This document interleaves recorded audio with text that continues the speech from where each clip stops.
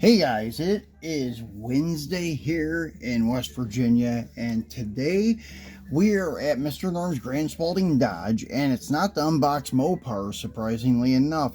It is to unbox some 1/64th figure sets from American Diorama.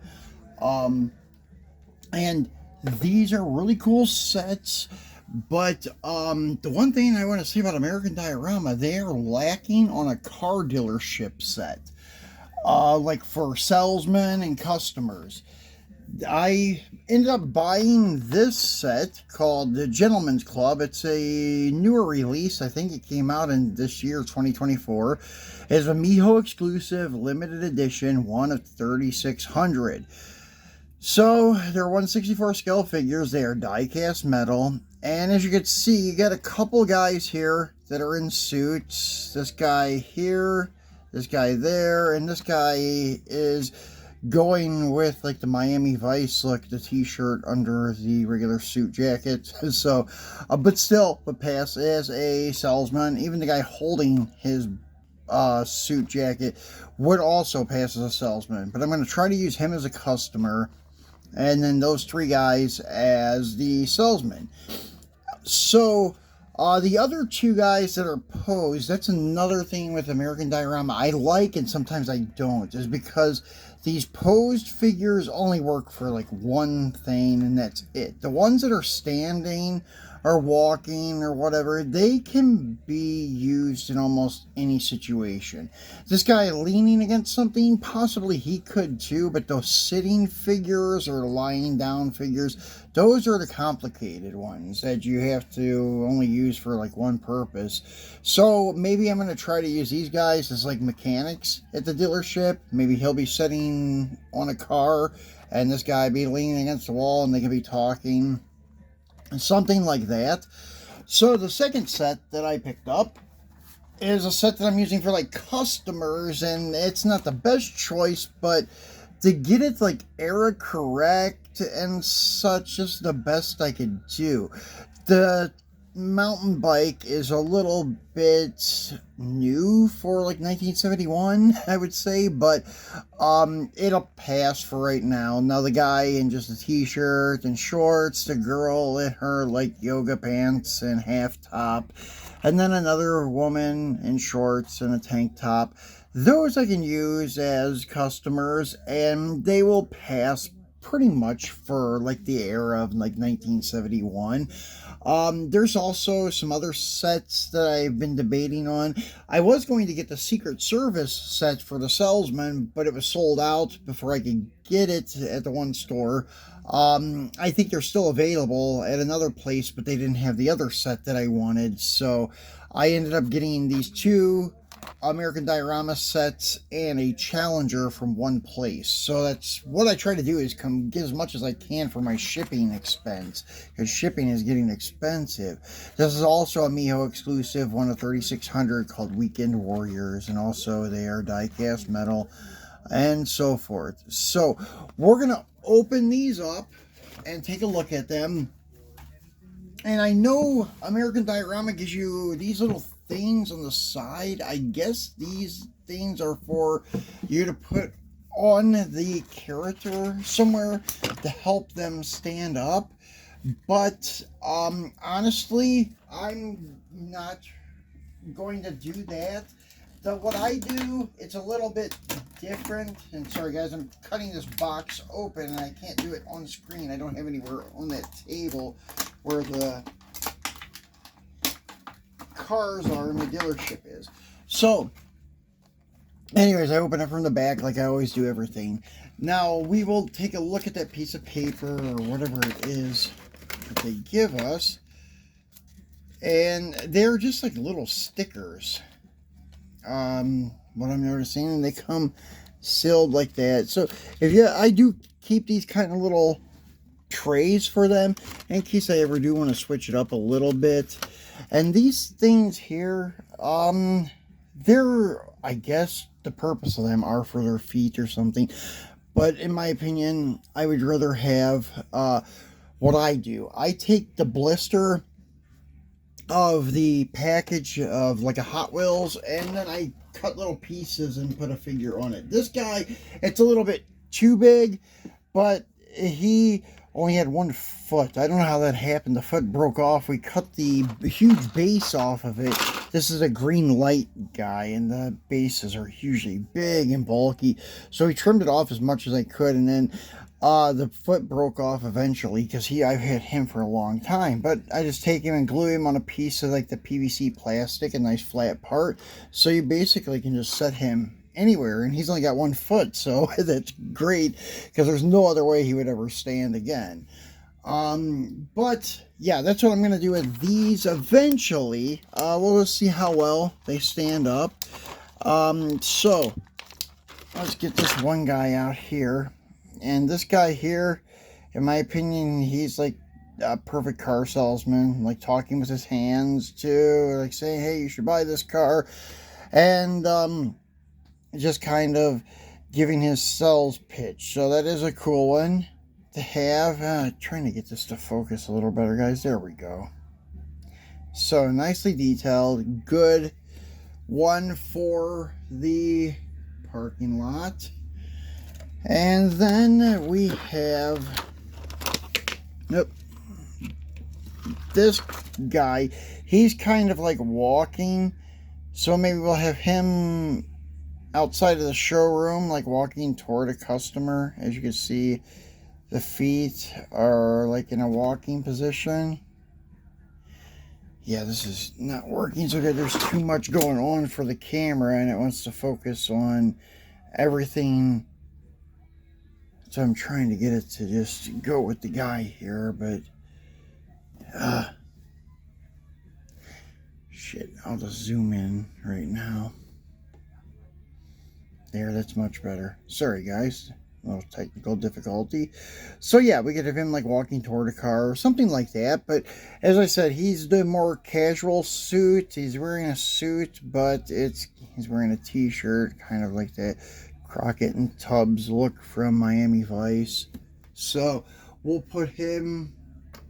Well, he fell down. That's what I mean. Those guys that are like just standing are great because you're not going to have them fall down too much. But the guys that are like in walking or sitting or something like that positions, it's going to be hard.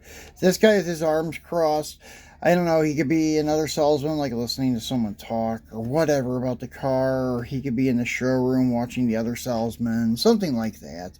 So we'll put him out there on the parking lot somewhere.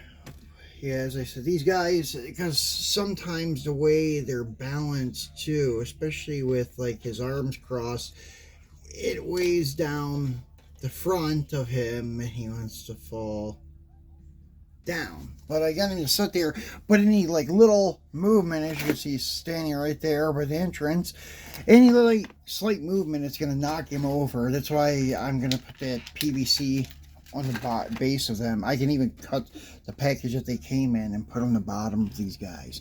So as I said, this guy could pass as a salesman too, but I'm going to use him as one of my customers because I don't have a lot of customers. I don't have a lot of salesmen either, but it'll be okay, like he's negotiating or something like that. Like the hand gesture things are cool.